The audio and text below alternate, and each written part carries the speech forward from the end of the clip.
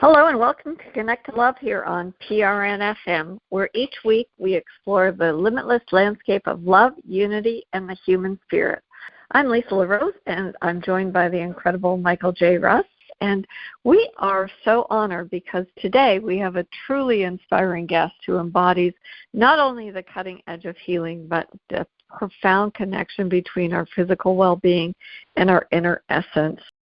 It was divinely synchronistic that Michael happened to be seated next to this beautiful lady on the plane. And I love it when the universe aligns for kindred spirits to meet. So I just want to say welcome, Michael, and I want to welcome to the show Dr. Ellen Liu. That's awesome. Yeah, thank you, Lisa, for your really gracious opening. I'm wonderful, feel very honored and privileged to be on this platform with you. We are so honored to welcome you, Dr. Ellen, and got a chance to view your website. I was just totally blown away because not only are you an MD, but you're also a PhD, and you've achieved an MBA, and you're a leading expert in regenerative medicine, longevity, integrative medicine, functional medicine, pain management, and a new concept which I had never heard of called hospital at home. It's just fantastic because I believe your work isn't just about extending life. It's about quality and reconnecting us with the essence of loving kindness that is so needed in medicine. And I'd love, if you don't mind, just sharing a little bit about your journey because it's really been quite fantastic so that our audience can get to know a little bit about you. Yeah, thank you, Lisa. Yes, I do have a pretty unique journey in combination of in area both in medicine and health science, as well as healthcare business. So that's what my background in MD, PhD, and MBA. So how did I start this journey? Actually, this journey started from my father. When I was 16, my father had decided for me to go to medicine. At the time, I wanted to be a poet, writing poems also. Wow.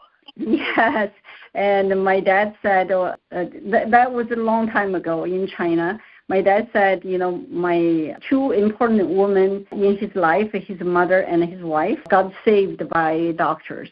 And he said, I want my only daughter to do the same, to save other people's lives. So at that time, doctors don't have much financial privilege or financial advantage. It's really come from family's mission on medicine to have the health and family and the love return to people. That's how I got in the journey of being a medical doctor. Interesting. Wow. So you have the soul of a poet and a very brilliant mind to go with it. That's really fantastic. And I love that your dad actually saw a grand vision for you. It just speaks volumes, really, truly. Michael, do you have something that you wanted to ask? No, I just wanted to say that it's interesting because there's some huge cultural differences, obviously, between China and the United States with regard to what the relationship between parents and daughters and sons.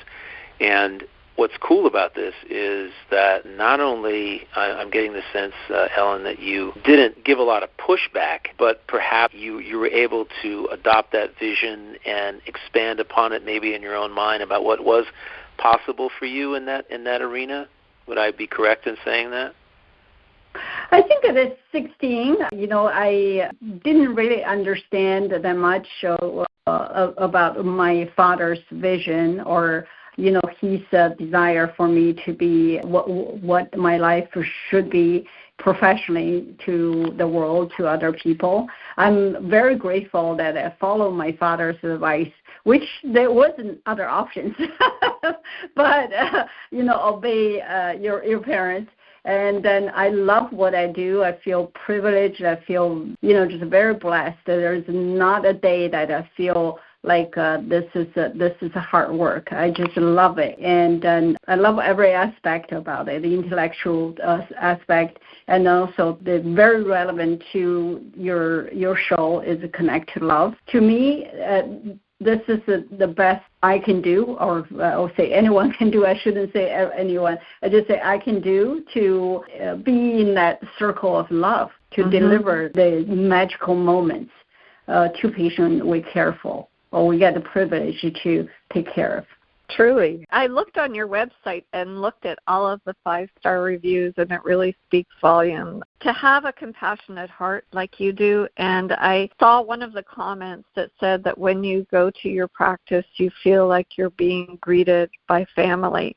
And I know that starts at the top. That would be with you, that you have created an environment that really speaks to that. It's a totally different perspective. You don't see somebody from a clinical standpoint. You're actually, especially in regenerative medicine, you're looking at the innate wisdom of the whole body, the biology, the spirit, what's going on emotionally, and how you can best support that for your patients, which I think is really fantastic. So I'm curious, because you had mentioned before the show that you're doing a lot in regenerative medicine. How much does the role of mindset or belief play in activating our regenerative processes? Because everybody wants to know how they can live longer, how they can live healthier, how they can live more vibrantly. So I'd love for you to share how you view that and how you imbue that to your patients. Yeah, thank you for doing background work and see our website and the glowing reviews from our patient, and which capture very small part of what we do. We actually have a very large base, a lot of great work that has not been reflected fully online. But yes, we aim at, our slogan is deliver healthcare with the highest level of hospitality. That's what we really focus on, not just as a sterile environment part of professionally we do our best with what's best available. But also in the human side, how to have the hospitality attitude, hospitality mindset, to see the whole person, right? Not just a diagnosis, not just a disease. Right.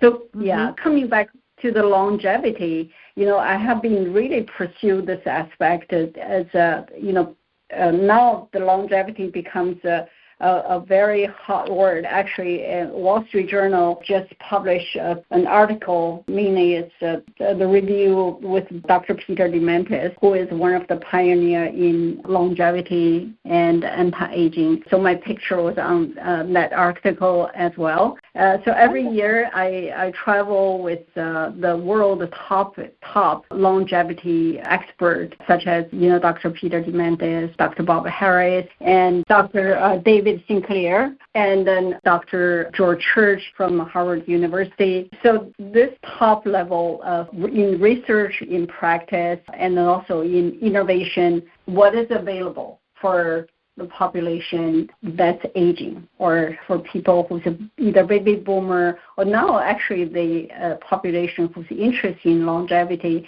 the age become younger. People in their 30s start thinking about what would they do to extend their life, to maximize or improve the quality of their life. And in practice, I do focus on regenerative medicine, but also in research and learning and studying the best technology, the best of research. I constantly upgrade myself on my knowledge base, connections, and what's available in the most frontier in longevity space. That's wonderful. Well, I have to say, from your photos, you look vibrantly healthy and radiant. Thank and you. Michael got to see you in person, so... So, Michael, go ahead. I apologize. Go ahead. You were going to ask. I was just going to say, definitely helped. I was blown away by it. We spent, over an hour talking, and there's a huge, the mind-body focus that I picked up from our conversation with regard to your practice and the connection, the deep connection that you seek to develop with each patient is really what stood out to me. And that's why I told you that our show is called Connect to Love, and you apply a lot of love in terms of your focus in your business to, not only that, but to everyone. And we talked about how challenging it is to bring everybody together behind your vision. It's intriguing to me how someone who runs a business like yourself, how you get everyone behind you, everybody that's in your business to focus on the hospitality and the caring and the love behind what it is that you do, because that is extremely unique. And I know there's some people who listen to our show who are entrepreneurs, and it's this challenge to get your people that you hire to get behind your vision 110%. Could you just kind of briefly tell us how you do that? Yes, absolutely. Well, thank you. Michael, you look very, very young. When you tell me about your mom, and then how you focus on health, you look easily like 25 to 30 years younger than your chronological age that which you generously shared. So you obviously have been doing, taking care of yourself from spiritual, from mind, from intellectual, from physical level in a top notch. Otherwise, the result would not be as what I saw you. You're more than gracious. 40 years now. Yes. Working on it. Yeah, it starts with an idea, but yeah, I appreciate that. It was a wonderful conversation. Yeah, unbelievable. And then to answer your question, say how to bring everyone to the unified vision, we have as an organization, as a service to deliver the service to our community, to international patients come from other continents, and to the celebrities or so. So we do have our organization culture we set up that we embrace and live and embrace it. So there are 5 values we all unified, understand, and keep in our heart, and then live it every day. One is love what we do. This is unwavering, undoubted value. We must love what we do. And the second is that we show up. And the show up not meaning clock in. Show up means that show up with the physical energy. We say show up with a bang, bang. Show up with physical energy, and then also emotional love. That's very, very important. I shared with Michael and the Fly how we make the buttons with love, with a heart, and with message say, you're beautiful, be kind, you're loved, or strength, integrity, or so, to write the message and to make that emotional connection, emotional love. And also spiritual connection, which is very important. We integrate this body language. We have arms to connect to sky. That's the spiritual connection with divine and then with each other. And then third is accuracy. We call it ACT, accuracy, relevance, completion, and timely, to add value each patient we face and each case that we got chance to serve. And the fourth is high performance, low drama. Fifth is constant, never-ending learning and improvement. So we use the acronym, say, last one almost sounds like Italian dessert. We say cannoli. So those are our 5 values that our whole team live with all this. That was fantastic. Beautiful. Amazing. Yeah, she showed me the button, which is really quite beautiful. And it's unique in that when we talk about here on the show about what your subconscious happens to take in, which is pretty much everything. Everything ends up on your grid no matter what it is. When you put yourself in a place, when you expose yourself to a place, geographic location, whatever, you're going to absorb everything in the room, everything in the place, in that location, whether you conscious of it or not. And that button is a real testament to how you can actually connect with somebody on that level, that emotional level, with love, spiritual connection, with the relevance, completion, the value, all the values that you seek to put forth, and in a way that is very simple. Very, very, very simple, and I loved it. Lastly, I want to ask you this: you were on the flight in the first place, and this caught me because you were coming from a conference. Could you kind of share what that was about? Because I thought that was a very interesting. It was extremely interesting. So I was flying from LA back to Texas. I was in the conference by Institute of Mike Milken, and the conference is called Global Conference of Michael Milken Institute. And in this conference, this was the 28th time this conference has been held by the Institute. And Mr. Milken was there, and there were Secretary of Treasury, Secretary of Education. It was very high caliber of speakers, and then attended. NVIDIA CEO Jensen Huang was there, and they actually dedicated very large space for longevity and health. So that's as part of Canelli constant, never-ending learning and improvement. I do go to different conferences to enrich, the networking, the connections, and then also the frontier development in geopolitical, human mind, in longevity, health, wellness. Beautiful. Beautiful. And that's the faithfully for us to connect on the plane. We happen to sit next to each other. That's beautiful. There was no happenstance there. I had such a wonderful time. The energy, Lisa, that Ellen puts out, Dr. Liu, is really amazing. We just could not stop chatting. There's a focus, too. I mean, I brought up the concepts of self-talk and other things like that. Could you speak to how you involve the mental aspects with your patients? How do you work with them to get them to assess their mental capacity, the ability to support themselves, their self-talk, and the aspects of mind, body, and spirit, that connection that is so vital for their own healing and their own keeping themselves young? The reason I say this is because I vowed 40 years ago to stop saying anything negative about myself because it's counterproductive to the aging process, and how people talk about themselves and with regard to aging and kind of shoot themselves in the foot regardless of whatever else modality they're studying.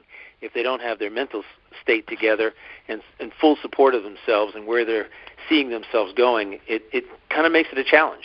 Yes, absolutely. Well, as the audience in the show already know, even if they haven't met you in person, Michael's energy is just like so light, so bright, so elevating, and you cannot, like in the same space, even 10 miles away, not feeling Michael's energy. So the whole flight, basically, the whole plane was lit, and then he really had a wonderful light blue shirt on, which just makes that light even brighter. Well, thank you. I appreciate that. Yes, and you're absolutely right. Michael, as the inside of how one to, like you said, the self-talk or so, that reflect the outside.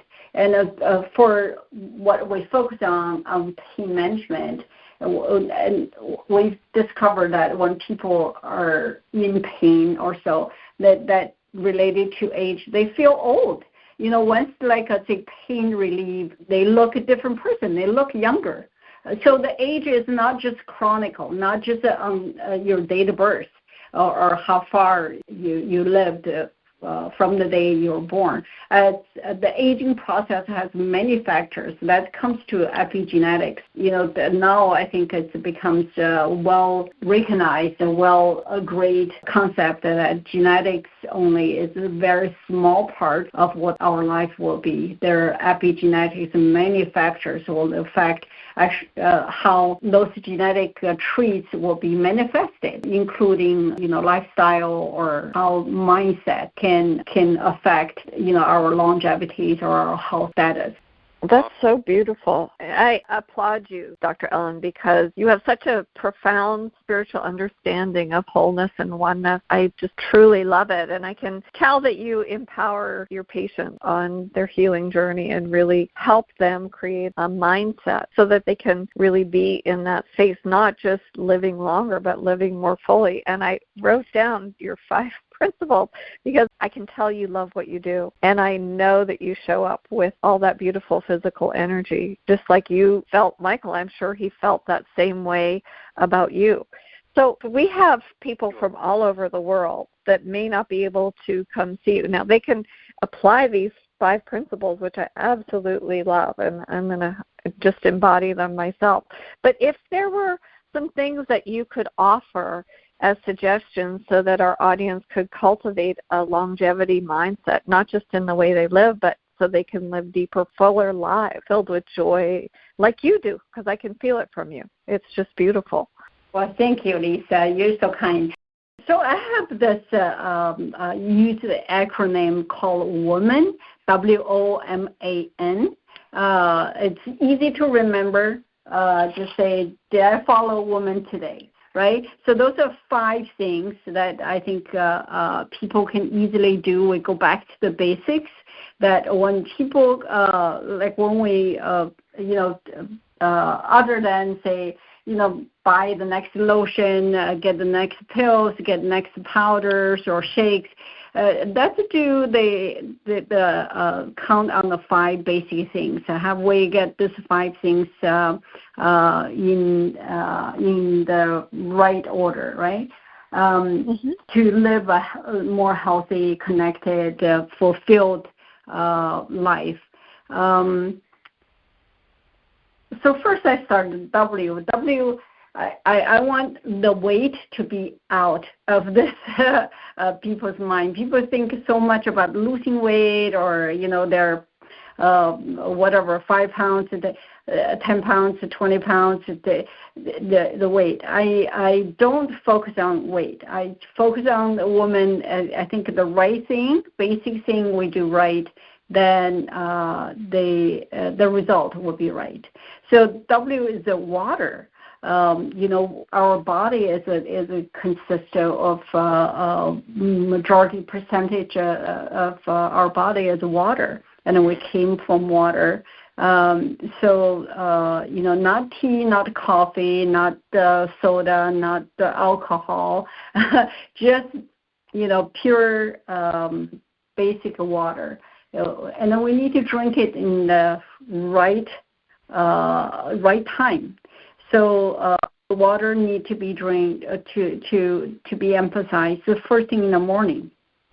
And I know in the West world, all the beverages are served with cold or with the ice cubes. In the culture I come from, I grew up in China. We don't drink ice cold drink, so we start with warm water in the morning. You can put some ginger or a lemon or just the regular warm water to wake up your system. And then, gradually you should decrease the water intake toward the evening so that can protect your sleep. And the second is the second letter in the woman is O. O is oxygen. Oxygen is very important to our body. Without oxygen, our body will start breaking down, or you couldn't live more than several minutes. But we all say we breathe, we got oxygen. Not necessarily, how we breathe.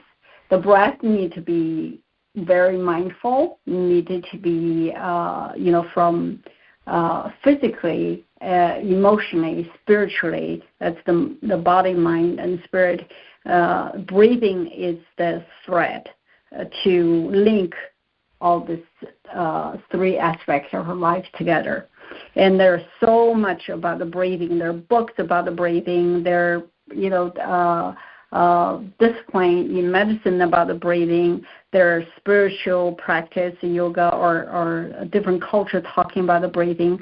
So for the time's sake, I'm not going to do great deal detail in the breathing, but there's so much in the breathing we can learn, right? We can practice. And the third letter in the woman is M. The M is mindset, meditation, and the muscle mass. So, and then also with the minerals. So there are several M's embedded in this M. All those are very critical for our health and then longevity and the feeling connected, quiet in our mind to receive the divine blessings, and then energetically feel the oneness. Excellent.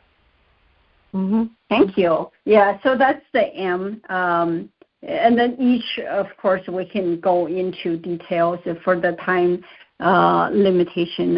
We will talk about those later on. And A is activities.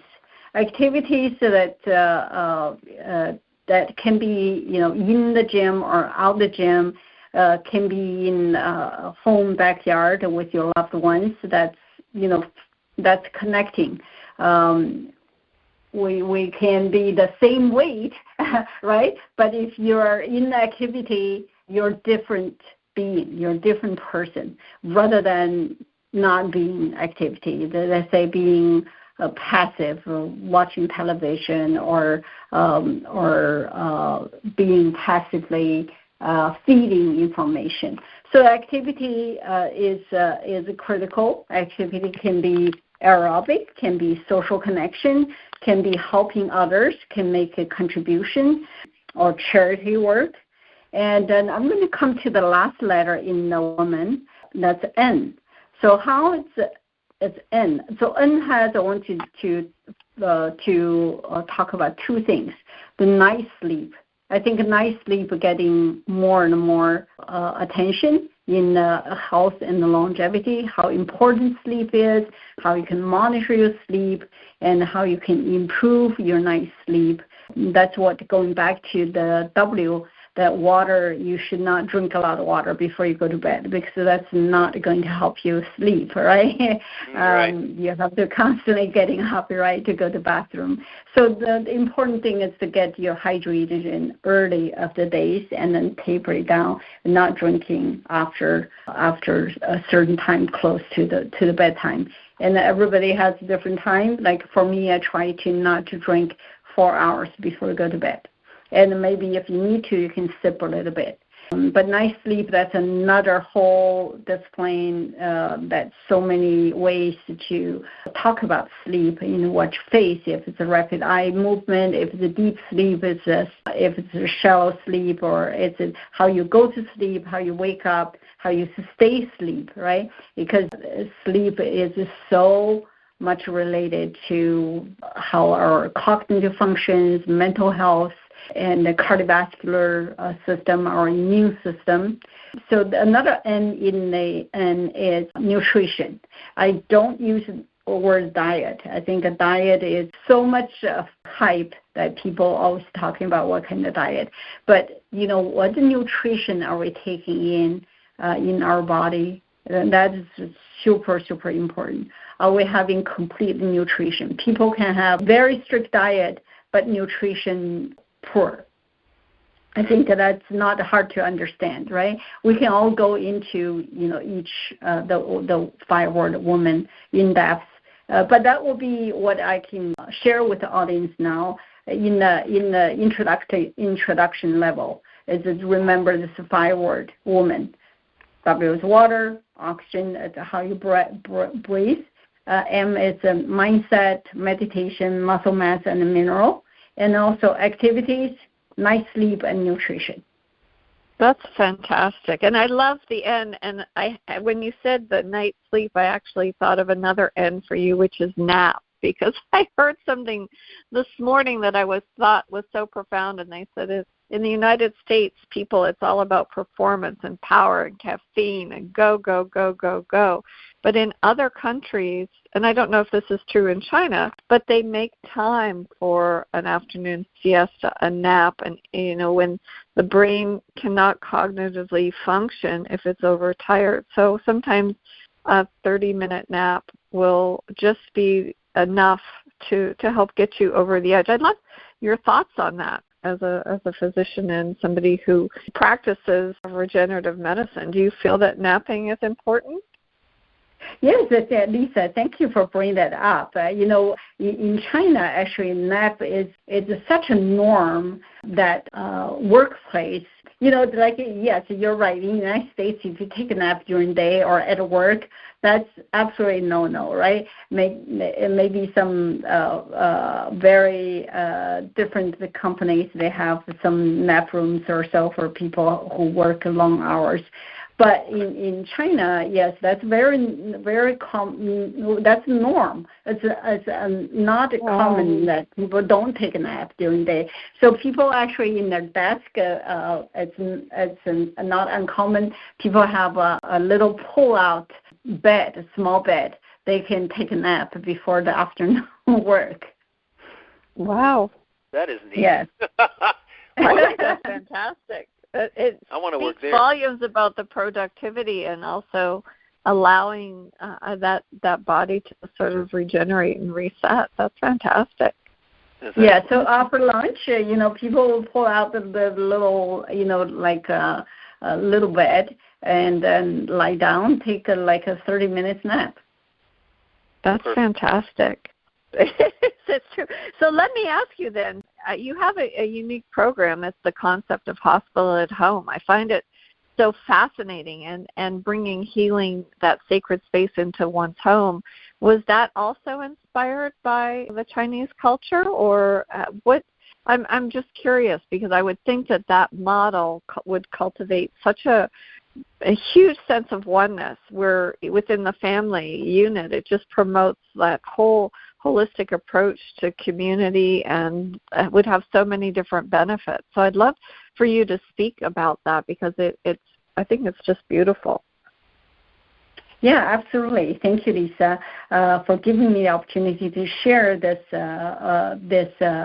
really practice. It's way beyond the concept, for hospital at home, and which is not, it's much more complex than, say, telemedicine or, home health or so. This is much, much more advanced. And yes, I think my background growing up in China and then, learning a lot of Chinese family structures, and as a multi-generation under one family living is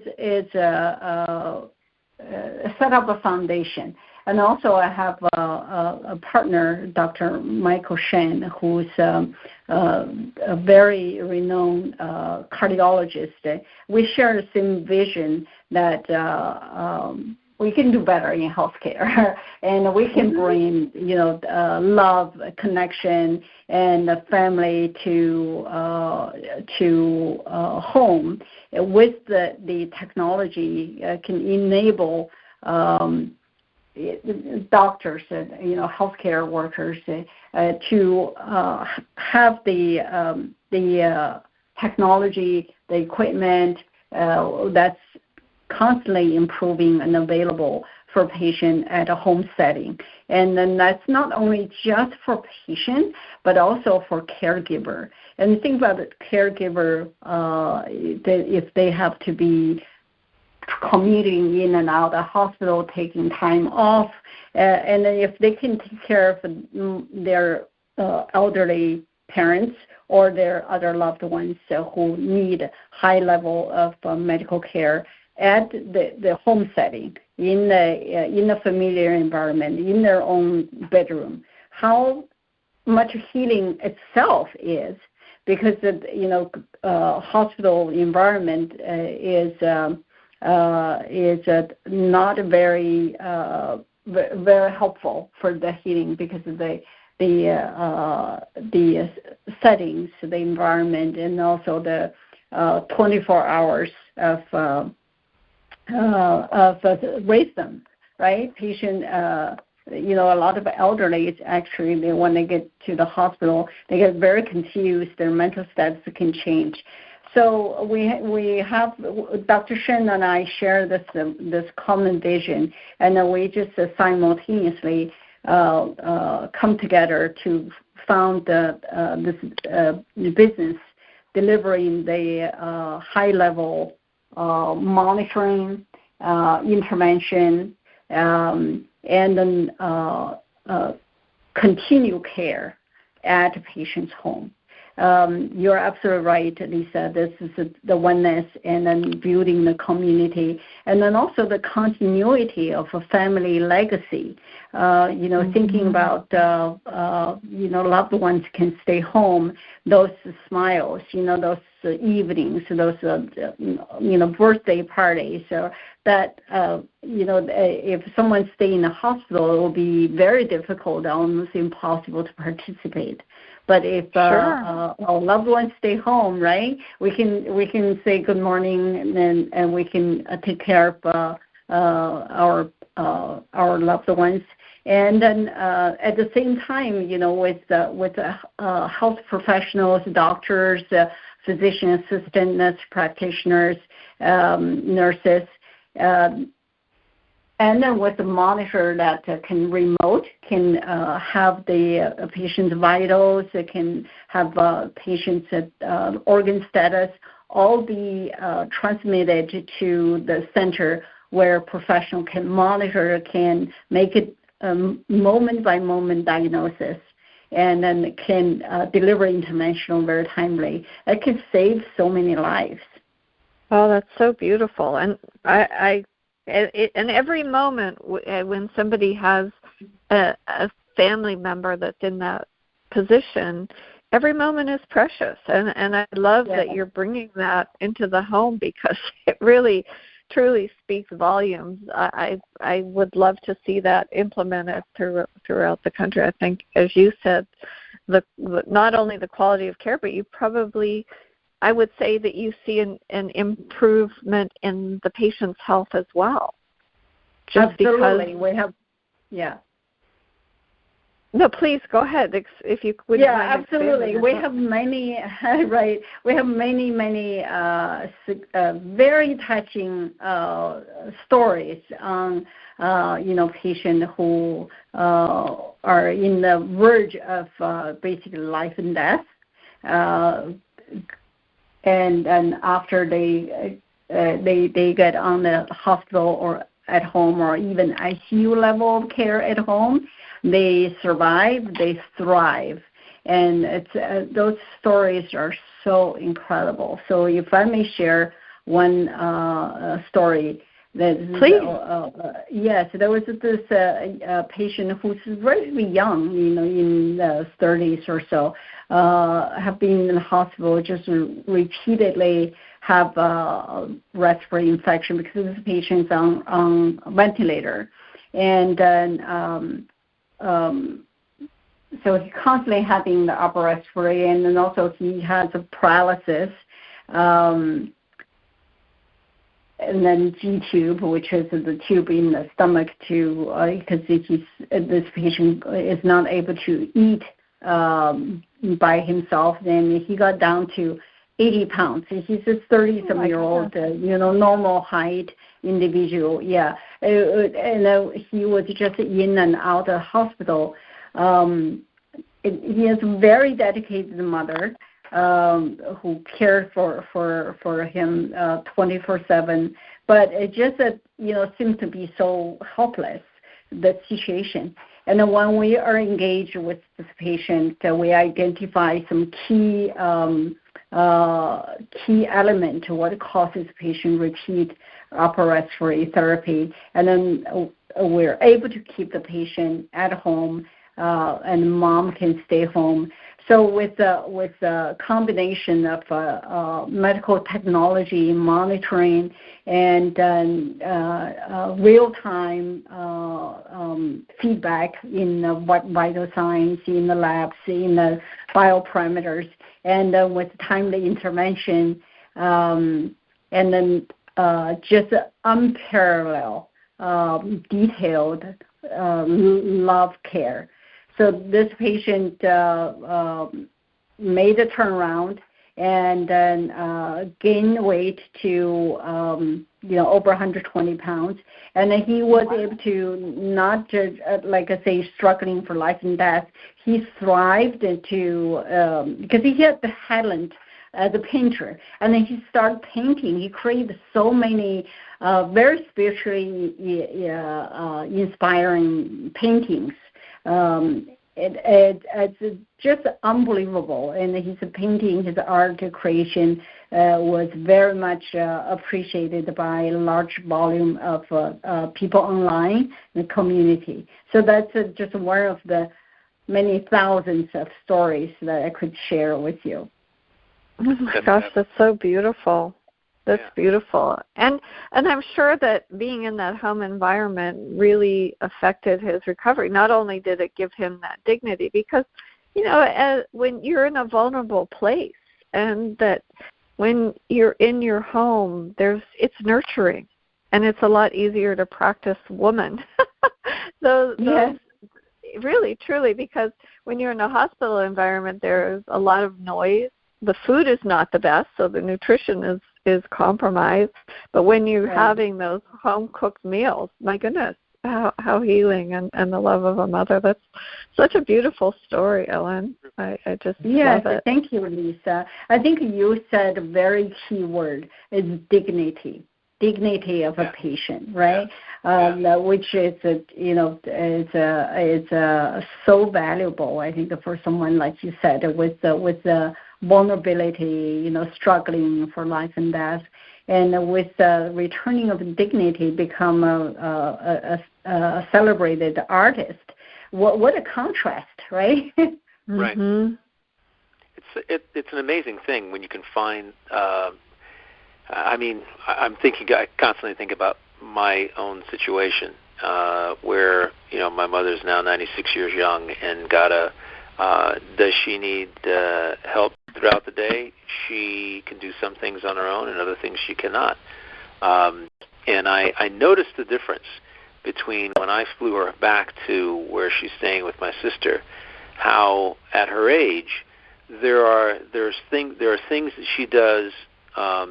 She knows where everything is, right? And that's a difference. When she came to my place, she didn't really know where anything was.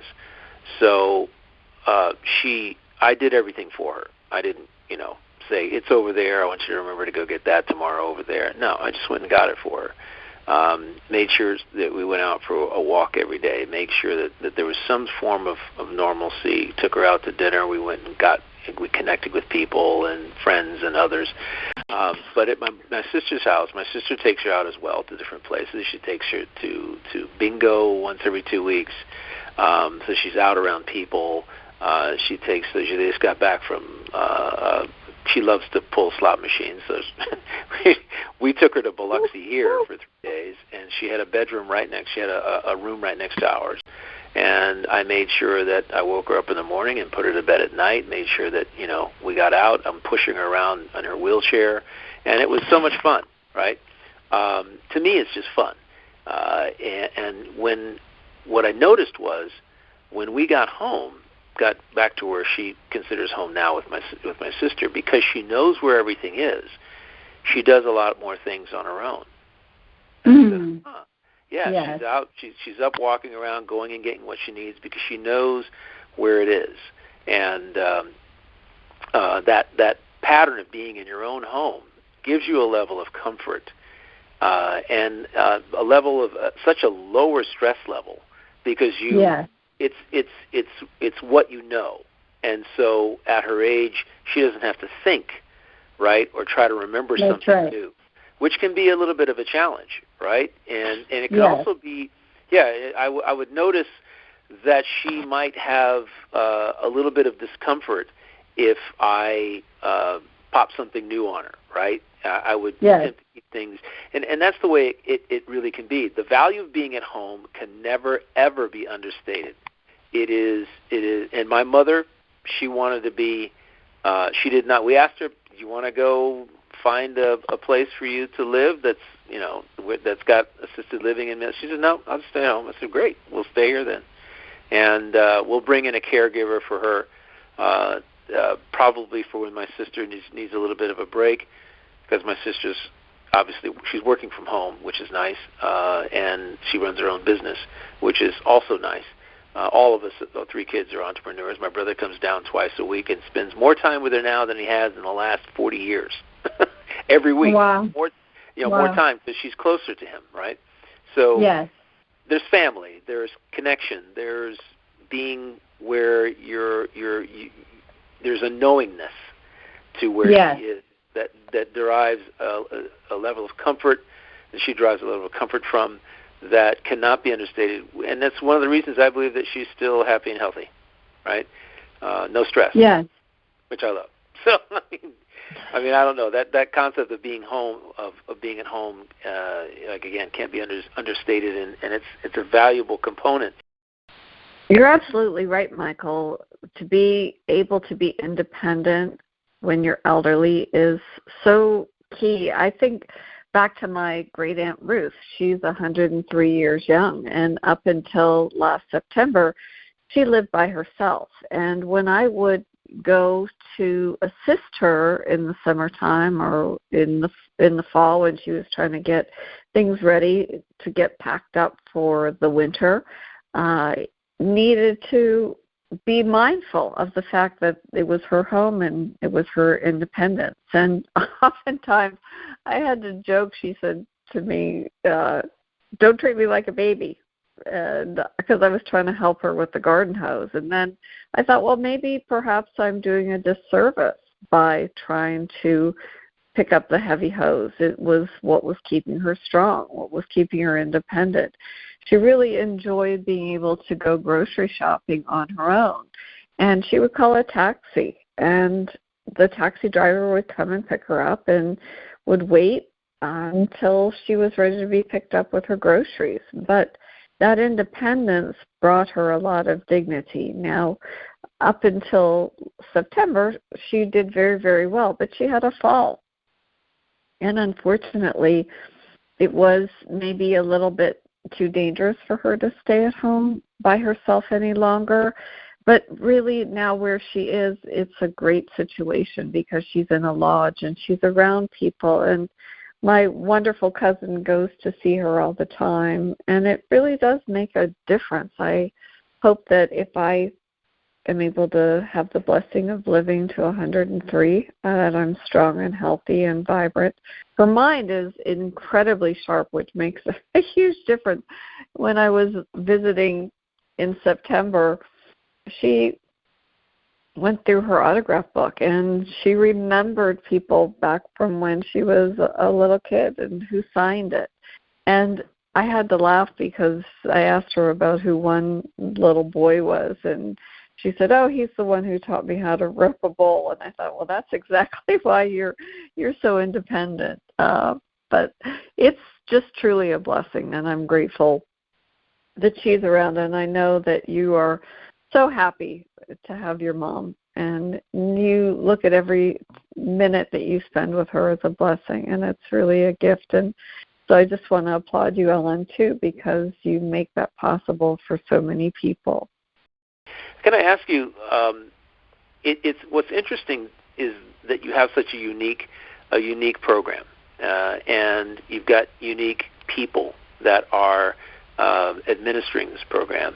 When people come to you, how far from the mean are they? How far generally? And I know that everybody's different, but the people come to you that are like, you know, instead of being in the neutral, are they like way above or way below? How far off the average line are they with regard to anti-aging, taking care of themselves, following your acronym WOMAN? How far are they away from that? Yeah, that's a great question. You know, people are not like uniform, right? So we have all shape or level or come from a different walk of life and different age, different lifestyle, different education, economical status or so, and then of course the different geographic locations that people could travel from outside the country or out of continent. So in overall, I think that people become more and more aware and recognize the value of health. I think especially after COVID, people are much more focusing on wellness and health, and then also I think people more accepted the concept of longevity, because the data is unarguable, right? 100 years ago, our lifespan average was like 40-ish. Now you see people, like really is 80 is the new 50 or 40, right? Or at least the new 60 for sure. And then you have people living over 100 years old, and more every day. So I think how do people practice woman, those 5 aspects of the important basics for having a healthy, connected, fulfilled life. I think it's a continuous lifestyle. It's not one thing. So, and then the best thing is that it doesn't cost you much, right? It's every day if you practice this 5 aspect of woman, then it's a compound effect. So may not show in one day, right? May not show in 3 days. But really, you'll be surprised. It shows for sure in 2 weeks or a month. If you do the things right in a month, you will realize your health has improved. But it's a continuous thing. If you forget about it for 6 months, then you can also see the negative aspect of it. Right. True. And I love that W doesn't stand for weight, because I had my holistic practice and somebody was concerned about their weight. I always try to explain that when you pay attention to the simple things, like eating good food and drinking water and getting enough rest, that weight was really not an issue. That when you put all of those things and be mindful about what you are doing, it really, your weight just comes right into balance. And oftentimes I use the analogy about losing, because the subconscious is so powerful. And I like to question people that when they play a game, do they like to play to win or lose? And of course they say win. And then I explain to them that subconsciously, when we say to ourselves that we want to lose weight, what does the body do? It wants to win. It does not want to lose anything. So the way that I sort of transform those words would be to suggest that you want to gain health rather than lose weight. So thank you, Ellen. I really appreciate your wisdom in aligning that value, that W stands for water and not weight. It's so simple. Yeah. You don't have to do anything else. You really don't. And I just want to mention for any of our listeners, I know a lot of you are not in the area of Austin, Texas, or in Texas, but if you would like to learn more about Dr. Liu's groundbreaking work, please visit her website at painmanagementrgv.com. It's Pain Management RGV, because there is just so many incredible resources in there, not just on pain, but also the holistic approach to health. You shared so many incredible things. I love your wisdom. I love your warmth. I love that you share, cutting edge science, and you meld that with the spiritual principles. They're just so beautifully entwined. And I think that today you've shared with us like how we focus on that innate healing, that we can embrace that longevity and we can foster compassion, and it really does shine throughout all the things we do. So before we close, Ellen, I would love for you to share a final message of whatever it be, loving kindness, whatever you hope our listeners can do to improve their health and their journey. Well, thank you, Lisa. You're such a gracious host, and with Michael, I feel such a blessing, to be here to share what I believe in firmly with you and your audience. Thank you. So what I would share with the audience about to be loving and kind, being kindness. Did I understand your question right? Yeah. Yes. Yes. Oh yeah, that's it. Yeah. Yeah, I think we all love beings. In Chinese we have this word say origin of human is kindness, is benevolent. Actually, there's 3 words we say 人之初性本善. The origin of human is benevolent, and then I think they probably learned, I would say, noise to sometimes cover our loving and kindness origin. Mm-hmm. And then I think that comes with meditation. You quiet down other noise, quiet down what the conditions, right? What fear or worry. Then the light will come out, would shine. Like what I met with Michael on the plane, that he has this uninhibited light and the love to just all beings, right? That just shines through. I think for us to not surrender to the negativities, what is on TV all the time, and just keep the knowing that we're connected, we're blessed, we are guided, and if you stay there, you'll feel the love, you'll feel the kindness. That's awesome. Thank you so much for the beautiful. compliment. You're wonderful. Ditto too, because quite frankly, your light was just as bright, which is what brought us together. Mm-hmm. And I feel it too. When you were speaking, Ellen, I have to share. I had goosebumps when you were speaking about being benevolent. I love that. Could you repeat that in Chinese again? It was so beautiful. Sure. Yeah, it's a 人之初. That means the origin of human. 人之初, or when you were born. 性本善. That means that your character is benevolent. Your origin is kind. Wonderful. Just fills my heart. Thank you. Thank you so much, Michael. Would you like to close out the show? I'm just beyond words. My smile from ear to ear, and my heart is smiling. Ellen, thank you.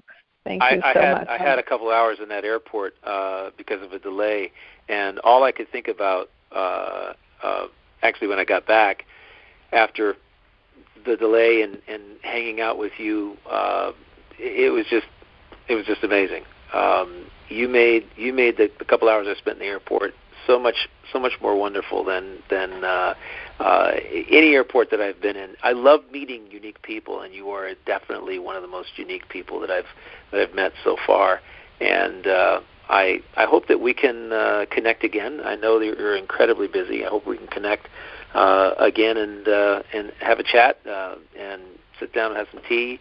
I would love to learn more about what it is that you've got going on, and I know that you're impacting the lives of many people in a positive way. And I appreciate you coming on the show and sharing with us. Okay. Well, thank you so much, Lisa and Michael. As what I said, you're really so gracious and such a wonderful host. And yes, it's a really divine guidance. We met on the plane, and I learned so much from you. Yes, so much to share, and it made my day today to be able to share what are important value to me with you and with the audience. So thank you so much. Thank you so much, Dr. Ellen, for joining us today. And I want to thank you, our audience, as well. We hope you enjoyed this episode and found something that resonated deeply with you.